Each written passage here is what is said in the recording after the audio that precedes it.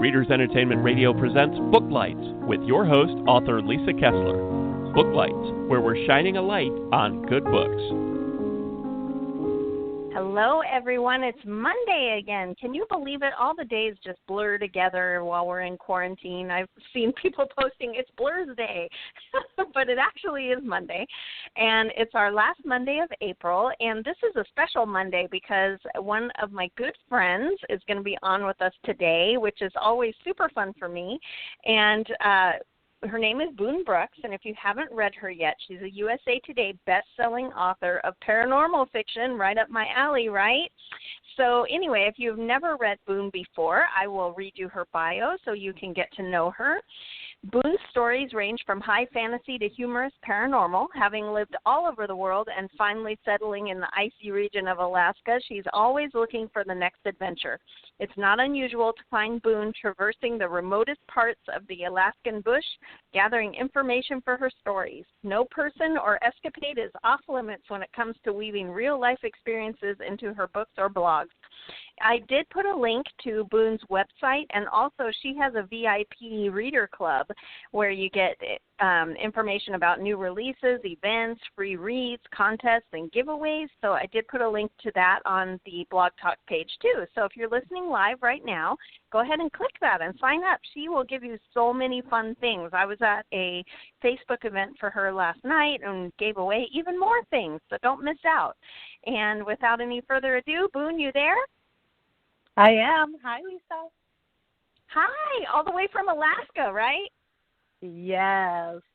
Beautiful Alaska. Is it beautiful right there right now? Is this when it's light all the time? Not light completely yet, but it is beautiful. Most of the snow is gone, and we do have lots of light, but still be a couple months until we get full light. We don't ever get complete full light here in Anchorage, but pretty close. That is so cool. Does it make it weird for you to sleep? Not anymore. It used to. When I first got here, it was 3 o'clock in the morning, and I didn't realize. I got to get up in the morning. So I got about 3 hours of sleep. But now it's pretty common. We have blackout curtains and things that we use, but I can sleep anywhere, so it's not really a problem for me. How long have you been in Alaska now? 26 years. Yeah. Wow. I started up in the Arctic. So you went there and fell in love. Wow. I literally fell in love. Yes. I met my husband the first day I moved to Barrow, Alaska. So that, he wasn't my husband the first day, but, it took me 8 years to sink those hooks into him. Yeah, to pin him down and wrestle him. But so I met him up in the Arctic, and then we just kind of have gradually moved south. We lived in the bush for a long time, and about 18 years, and then finally moved to Anchorage civilization when our kids kind of got into school, so they could have a little bit more. Yeah, I would think. Yeah, you need some internet and things. Yeah, and stores. I needed some stores quite a while now in Anchorage. So, they're graduated this year. So got here at first grade, and then they're graduating. So that long. Wow. That's math. That would have to be, I'd have to do some calculations there, which I'm not good at. I'm a writer, not a mathematician. So. Right. I was told there'd be no math.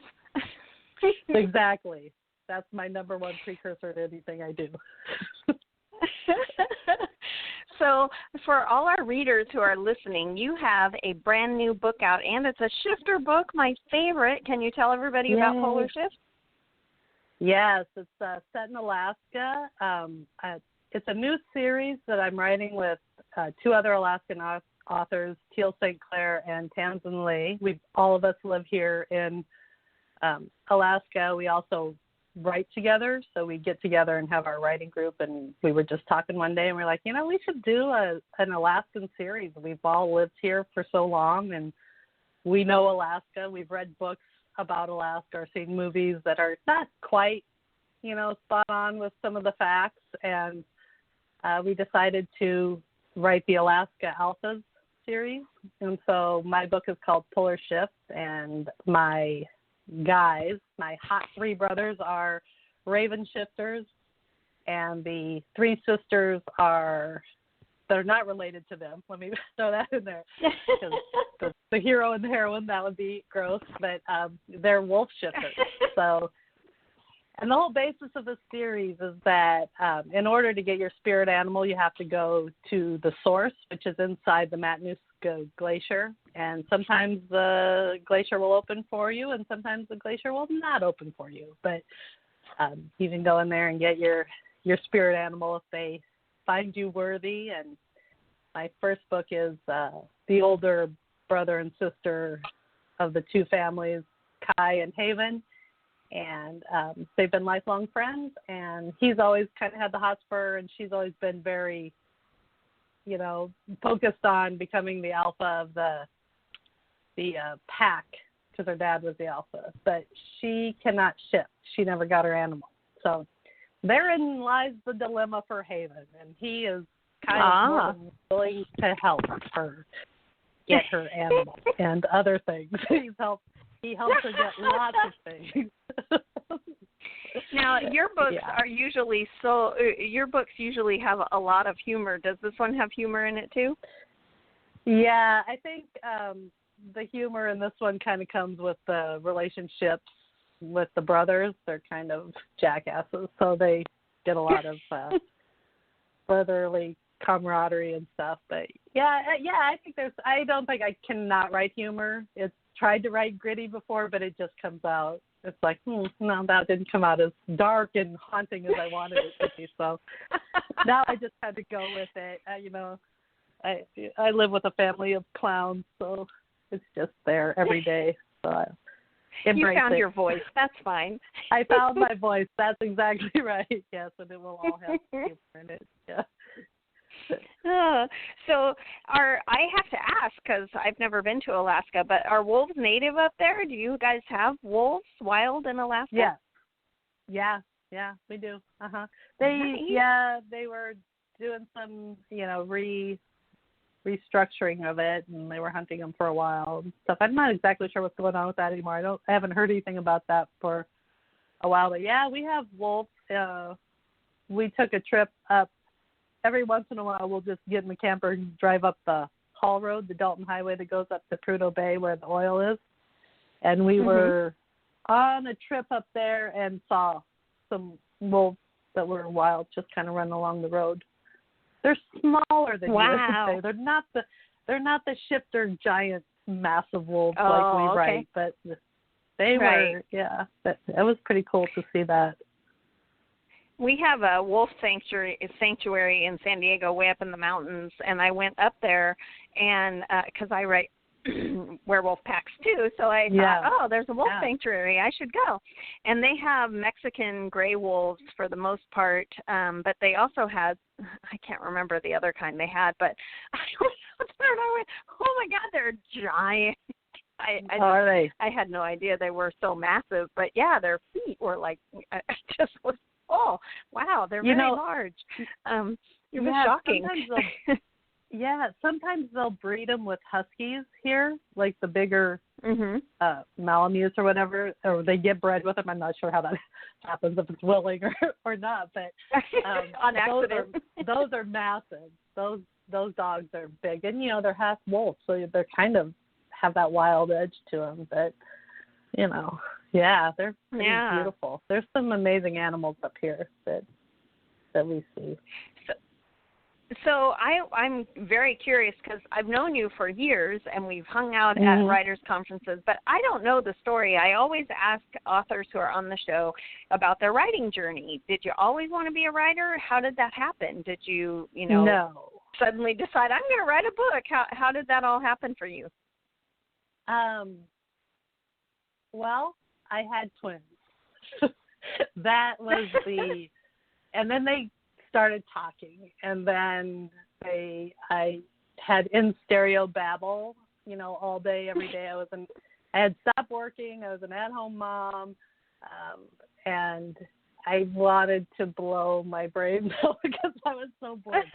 So, I'd always been kind of more creative type than anything else. So I had this storyline of, it was, at first it was a historical, it was set in the Renaissance, and then I kind of threw this, she was psychic in it to make her a little bit more dangerous in the time of, heretics and stuff. And then it just morphed. Well, then I read Christine Fahan, Dark Gold, and I never knew paranormal romance actually existed. And then I was like, what is going on with this story? This is amazing. And this vampire just ripped out this guy's throat. It was so, and I actually read that on my honeymoon, which was very romantic. But I decided that was exactly what I wanted to write. I mean, it just kind of all fell in together. And so my husband would give me Sunday mornings, so to speak, not give me like, in bondage or anything, but he would say, just go write, for the morning. And I would go and I would work on that novel. And 9 years, I think I worked on that novel. That was the first book that I published with Entangled, that you and I were with. And the Bringer in the Bane or something, right? Yeah, it was it turned into Shield of Fire, and so that was, my journey was because my kids were driving me nuts. I mean, that's basically, I'd like to be more I'd like to be more romantic about it, but it was either right or homicide. So that was the better You chose choice. the better path. I chose wisely, yes. Well, there's something I didn't know, because Christine Feehan was also my gateway drug. So I was writing horror fiction. Yeah, and I loved these horror, scary stories. That's what I read. That's what I wrote. And then my mom, who was a big romance reader, which I never read, found this Christine Feehan, and she told me, oh, this has monsters. You would like this. And so Dark Fire was my gateway drug. And Darius, oh, my goodness. And so anyway, I read that, and I'm like, wow, I can still have monsters and death and have a happy ending. I like it. Yes. Her first book, I couldn't believe this vampire killed these women, and it was just, I was like, what? I didn't know you could push the envelope like this, because it had always been so. I mean, years and years ago, I had read Jude Devereaux's Knight in Shining Armor, but it was very nice and sweet, and I loved it. It's still one of my favorite books. But that dark edge and that dangerous, part of it I'd never read before. So thank you, Christine Fahan, if you're listening. Right? I did meet her. Yes. I met her this year. She is the kindest human being. Yeah, I want to hear it. Sweet. So I'm standing there with Rebecca Zanetti, who is, she's one of my writing retreat buddies, and huge, huge author. She's the bomb. She's great. Yeah. And I turned to my left, and Christine is standing right beside me. And I'm, all of a sudden, I want to kind of start fangirling on her, like, oh my God. And so I said, okay, I'm just going to say this, because I know you get it a lot, but you're the whole reason I started writing, and thank you so much. I love your books. And she's kind of distracted. She's not really looking at me, and she's like, oh, well, thank you. That's very sweet. And I'm like, okay, she gets this a lot. And then she's just staring at Rebecca, and all of a sudden she goes, oh my God, I can't believe I'm standing here right in front of you. I can't believe I'm here. I love your book so much. And she starts fangirling over Rebecca, and then Rebecca starts fangirling over Christine. And I was like, I guess you guys don't need me here now. I'm just going to step away. But it was so funny to see those two. And then she walked away. And Rebecca's like, I have to go call my mom. This is so exciting. So that was my experience with Christine Fahan. So I love it. Yeah. And, I think it's so cool. Generally, I have authors from all different genres. And I love that authors, unlike other industries where, they're a competitor and all this stuff, generally everything I hear from authors is always, you have your favorites, they have theirs, and everybody is, it's camaraderie, it's not competition. And I think that is really cool for, the writing industry, I guess. Publishers probably different, but for writers, It's very cool. I enjoy that. I really find that with romance authors a lot. It's just a very inclusive group. It's like there's room for everybody. I really feel like that. There's room for everybody. There's billions of readers, and you're always going to be able to find your niche and stuff. So, having that competition attitude doesn't really serve you as much as just being open and, embracing other authors, because there are some fantastic authors out there that I can always learn from. Every day there's something I can learn. The craft of writing is never done. Right. And also their readers are so voracious that nobody could keep up with how fast they read. So it's not like you're in competition. It's a cool place to be. Yeah, especially with the EPUB industry. It's so instant gratification now. They can just buy. I agree. So who are you reading while you're all locked down in quarantine? I am reading Dorinda Jones right now, her brand new book, A Bad Day for Sunshine. Yes. I read the blurb for that, and it sounds so fantastic. Is it amazing? It is, and she's so funny. So yes, I love she's her. very funny too. Yeah, her Reaper series is one of my favorites too. So, I automatically gravitate towards her books. Yeah, so I'm reading her. I'm also reading A Motorcycle Club. Oh, and I feel bad, but I can't remember the name. But That's okay. I'm horrible with names too. I don't. If it's not in front of me, I can't remember what it is. But it's really good, and I wish I could give that author a plug right now. But it's a good. I've never read Motorcycle, so it's not paranormal. It's just a contemporary romance. But I'm really kind of digging the whole Motorcycle Club. But it still has the band of brothers. Yes, which I love. Yeah. Yes. Yeah, it's like a band of brothers who don't shift. Yeah, exactly. Yeah, but are super hot and make me keep reading. So we sort of touched on why paranormal because we were talking about, having the high stakes and things, but are there other things that make you always, write a paranormal story? Are there other genres you want to write? I tried contemporary romance, and I liked it a little bit, but no, now I'm babbling, but I'm also kind of into the urban fantasy, which is not the strong romance thread. I wrote a dystopic post-rapture story that's with my agent right now, and that's very different. But, the problem with that is that as a romance author, that's not really my brand, so it's kind of a slippery slope there, depending on how many. I know some people can cross genres really easily, but I love the urban fantasy scene, and I have a superhero series that I want to start writing that's politically incorrect, very crass.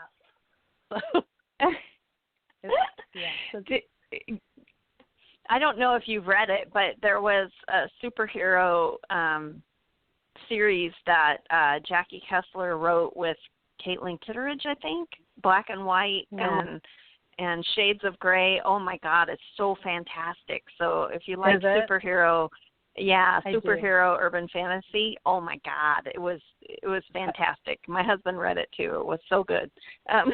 There's a plug. I'm writing it down as we speak. Yeah. Yeah, Jackie Kessler and I think it was Caitlin Kitteridge. They wrote them together, and wow, they were so fantastic. But I'm a big urban fantasy reader too. But I think urban fantasy is fun because it always has a romance thread in there. So for romance readers, you can get into it even though you don't always get that happy ever after for the couple at the end. But usually the couple goes for more than one book. So yeah. What I really like about urban fantasy is a lot of times the heroines are a little bit more over the top, and so I kind of like the fact that you can make them do things that they wouldn't maybe be okay doing in a romance, but they can do. It feels a little more real life to me, even though it's because there's some questionable things I've done in my day that would not be appropriate in a romance novel. But what can I say? That's how we women are. So pushing the boundaries and stuff. So well, and yeah, I think that. in urban fantasy you get longer for character growth because you have more than one book with them. In romance, we gotta push so that they're changed by the end of the book. And right. in an urban fantasy, they can have their hang-ups, for 4 books instead of 1 or whatever. Yeah, a lot of world building, and I really like fight scenes, so that's fun. And to blow something up is kind of fun. So, I mean, I would do that in romance too, but Right. My kids, when they were still at home, if I was getting stuck on something, my daughter would walk by and say, "Time to raise the body count," because nothing brings more tension like a dead body. I'm like, oh, exactly. She's so smart. You can't have a good romance without a couple of deaths in there. That's right. Yeah, never be a character in my books. Yeah. Oh, never be a character in my books. Yes, I've killed off a couple of real life people in my books. I will admit that, or I've put them in really unflattering positions. Gosh, is yeah, that toilet paper on your shoe? Yeah. Yes. Yes. There might have been somebody who was cast with a barking spell, so she had that. Oh, I like it. So what are your favorite paranormal creatures that you've written so far? Demons. I love demons. I don't know what it is. I was scared to death of The Exorcist when I saw that at Thank You, Mom, for letting me go to drive-in for that one. I had dreams for 2 years of being possessed. But, yeah, and then I ended up writing demons. I have a little bit of an obsession with the afterlife. So a lot of my books, I have a Reaper series, and she's a single mom that accidentally became a Reaper. And she reads stupid people. Yeah, so she reads people who died in stupid ways, and that's her kind of burden. But, yeah, so all afterlife, the Hades to the heaven and hell. I love all that, and demons are always a good villain in there. But I also like a good hot demon, so got a couple of those too. Nice. I like dragons. Did you too. ever? Dragons are nice. Yeah. Did you ever watch Dead Like Me? Yes. Where she's a Reaper and she got killed by a toilet seat. You would dig that. Yes, I love that series, and I was really sad that they cut it off so soon. Me I thought too. There could be many more series. Yes. Yeah, I love that. Yeah, one. We were just starting to figure out where the Post-its came from. Yeah, exactly. And all the act on that was one of my favorite shows. That was sad. Yeah, it was. Sad. It was really good. Mhm. Yeah. So, yeah, and I would say demons are by far my favorite. I don't want one in my real life, but there's a lot about that. I don't want in my real life. Right. Some special Alaskan demons. Yeah. There you go. Oh, see? Ideas. Yeah. So, who was the first author? You said it took like 9 years to get your first book done. Who was the first author who gave you some encouragement? Because usually, we go to conferences and we go to writers groups. And did you ever reach out to an author and somebody, gave you that encouragement to keep going? Yeah. My Alaska romance chapter, when I moved in from the bush into we moved out to Wasilla for the first year that we were in civilization. I went to my first romance writers meeting, and I started talking about my book. Tamsin, who I'm now writing with, her and another woman started asking me these questions, like really delving into the story, which I did not have answers for because I absolutely did not know how to write at the time. And I left there, and I did not go back for a whole year. I was I was so traumatized by the critique that I just got, and they were just talking, I mean, it was not, but for me, that was such a, like, why don't you love everything that I'm telling you right now? Now you see the story is brilliant. And then I went back a year later, I joined RWA, and I joined our Alaska chapter, and I was ready for it, that I had a little thicker skin. And then, so they were really encouraging, and we had such a great group of, there weren't many of us who were published at the time, and then we all kind of got published around the same time. So that group kind of grew together, as you get published and you experience the real life editors and things like that. So we all kind of grew together, and then it's kind of disbanded now a little bit. Some of the people have moved and stuff, but we're all still really connected and supportive, and they're a great group of women. That's so cool. And it's so funny that first time I have a writer buddy, Mary Leo, who was published way before me, but I met her through RWA, and we were roomies at many conferences. But the first time we were ever roomies, I wasn't published yet, and we were talking about editing, and she looked at me because I had told her about, I don't remember if she read a scene or what, but she gave me the best advice ever, because she said, you can't travel with your book. People only see what's on the page. You can't jump out and go, well, this really means that and I was like, light bulb came on. I was like, oh my God, I can't tell people what that means. And it really opened my eyes to, it sounds so awesome in your head, but what you actually put on the page, nobody can read my mind. What? They're like, what? Yeah. And I've gotten those comments before. They're like, wait, what? I don't know. I'm confused. Where are we? I have no idea what she looks like. Like, really? Because it's clear in my head, but I still get that see her today. Perfectly. Yeah. Well, and having some different people who write in different ways. Tamsin's very methodical with her writing. She's very, she's a plotter. She knows what's going on.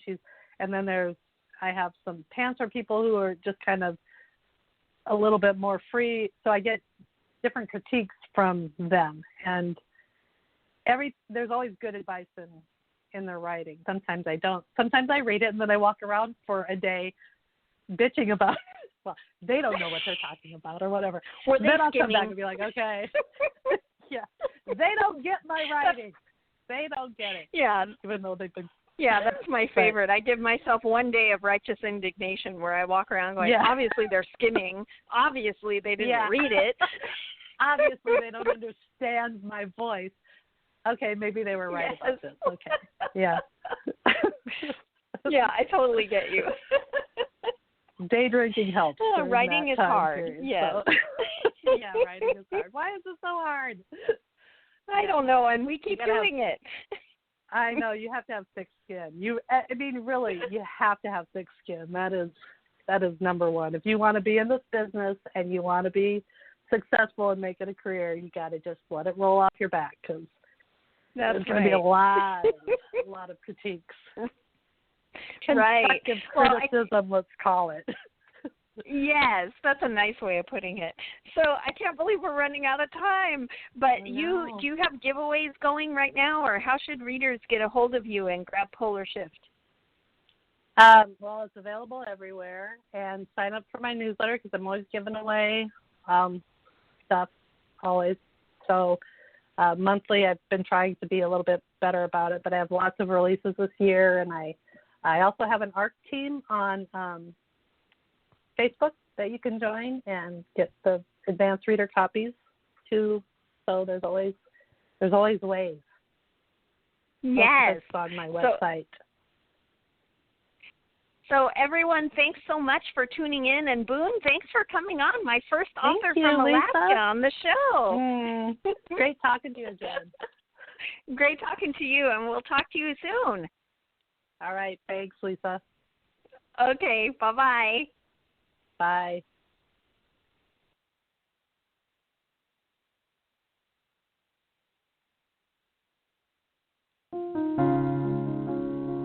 Thanks for joining us on Booklights. Be sure to connect with us at www.readersentertainment.com for articles, blogs, videos, and podcasts that matter to readers.